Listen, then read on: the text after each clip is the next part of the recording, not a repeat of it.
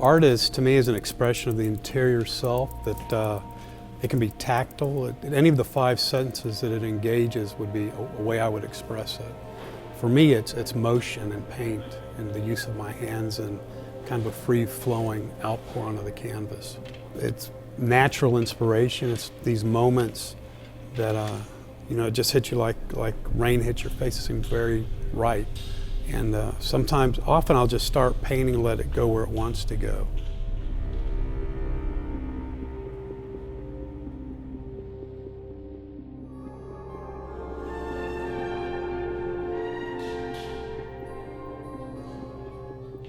Every artist follows some creative process. And while that process may obviously vary from person to person, in fact, even from one piece of artwork to another, there's one thing that every creative process has in common. Before a masterpiece ever comes into being, first it exists in somebody's mind.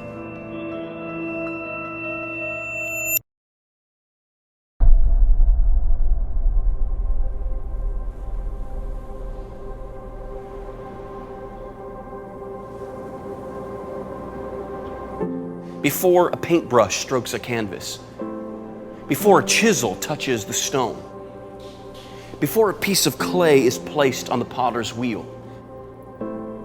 before the artist has a painting or a sculpture or a piece of pottery, before the artist has anything tangible, first and foremost, the artist has a dream, an intention, an inspiration. In the artist's mind, he sees what he's going to create even before he creates it. It's almost as though it existed before it existed. Where does this ability to dream and to create come from? If we really are the result of a random, unguided evolutionary process, then things like art and music and mathematics and even science itself would seem gratuitous, to say the least. But if we are created in the image of God like the Bible says, then that really explains a lot. Not only the ability, but the insatiable desire to create. Why? Because God Himself is a creator. In fact, the very first thing the Bible tells us about God is that He's creative. In the beginning, God created the heavens and the earth. Now, I don't know what you see when you look at yourself in the mirror. Maybe you see someone who's too young or too old. Maybe you see someone who's undereducated or inexperienced. Maybe you see someone who belongs to the wrong social class, race, or gender. You see all your failures and shortcomings, and you think to yourself, God could never use me. But what about God, your creator? What does He see when He looks at you? Let me explain it this way.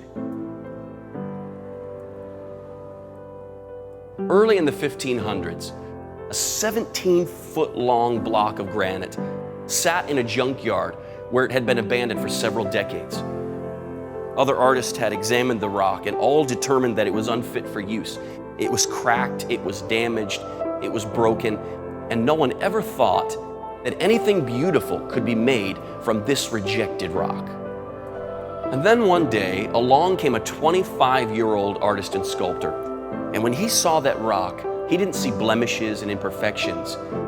He said he could see an angel in the rock, and he wanted to set it free.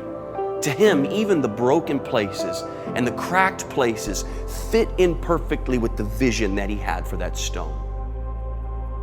He took that colossal piece of cold granite back to his workshop, and he began to labor over it tirelessly with hammer and chisel. He worked night and day with obsessive dedication. The people in the village where he lived thought that he had lost his mind, because from time to time he would scream at the rock saying, "Come out! Come out!" After nearly 3 years, that young artist by the name of Michelangelo finally revealed his enduring masterpiece, a sculpture that is so iconic, it is probably the best known sculpture in existence, known the world over as the statue of David. Michelangelo saw something in that block of granite long before anyone else did. Where they saw imperfections and blemishes, he saw a masterpiece, and he worked diligently to set it free. So what does God see when He looks at you? You know what I think? I'm convinced that no matter where you go or what you do, no matter how many faults or failures have blemished your life, whenever God looks at you, He still sees inside of you the potential that He created in you when He was fashioning you and forming you in your mother's womb. My friend, God also has a dream for your life, and He's calling to that potential inside of you, like Michelangelo called a masterpiece out of an ordinary looking stone. My friend, God is calling to you today. Come out in Jesus' name.